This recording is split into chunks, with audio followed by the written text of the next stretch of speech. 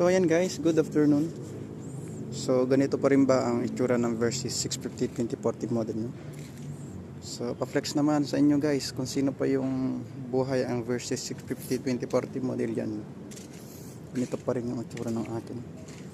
Wala akong pinalitan, all stock pa rin. So ayan guys, so ganyan pa rin yung katawan niya.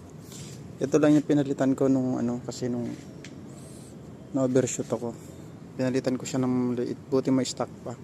Yung dati niya yung visor na luma niya yung gandito. So ganyan, all stock pa rin siya guys. So yan.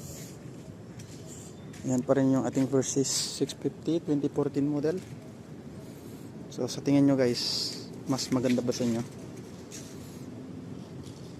Pa-flex naman yung motor nyo dyan kung maganda pa. So yan ang ating Versys 650 2014 model. Wala pa rin kupas, all stock, walang binago simula ng binili. So yun lamang guys, pa-subscribe naman dyan. Thank you so much. Alright, thank you so much. Like and subscribe sa ating YouTube channel. Thank you, thank you. Happy first week sa ating lahat.